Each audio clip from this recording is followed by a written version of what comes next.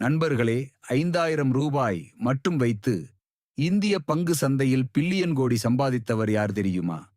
அவர்தான் ராகேஷ் ஜுன்ஜூன்வாலா. நம்ம பிங்புல்.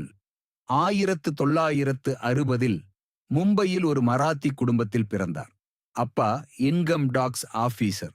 சிறு வயதிலேயே பங்கு சந்தை மீது ஆர்வம்.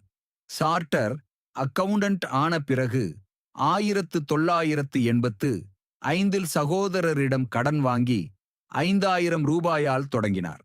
அவரோட இன்வெஸ்ட்மெண்ட் மந்திரம் என்ன? Buy right and sit tight. நல்ல ஃபண்டமெண்டல்ஸ் உள்ள கம்பெனிகளை ஆழமாக ஆராய்ந்து ஹை கன்விக்ஷனால் லாங் டர்மாக வைத்திருப்பது. டைட்டன், டாடா மோட்டார்ஸ், கிறிசில் போன்ற மல்டி பேகர்ஸை முன்கூட்டியே பிடித்தார். சக்சஸ் பாருங்கள். 5,000 ரூபாய் போட்டது 35,000 கோடி ரூபாய் ஆக மாறியது. ஒரு சமயம் சில நிமிடங்களில் 900 கோடி ரூபாய் ப்ராஃபிட். இந்தியன் வாரன் பஃபெட் என்று அழைக்கப்பட்டார். ஆனால் ஃபெயிலியர்ஸ் இல்லாமல் இல்லை. 2008 ஃபைனான்சியல் கிரைசிஸில் போர்ட்ஃபோலியோ 30% விழுந்தது. பல தவறுகள் செய்தார். ஆனால் அவர் சொன்னார், failures are part of life. அதிலிருந்து கற்றுக்கொள்ளுங்கள்.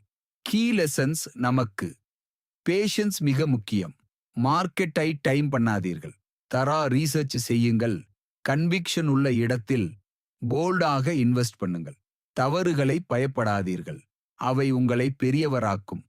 ஹெல்த்தை கவனியுங்கள். அவரோட கடைசி ரிக்ரெட் இதுதான்.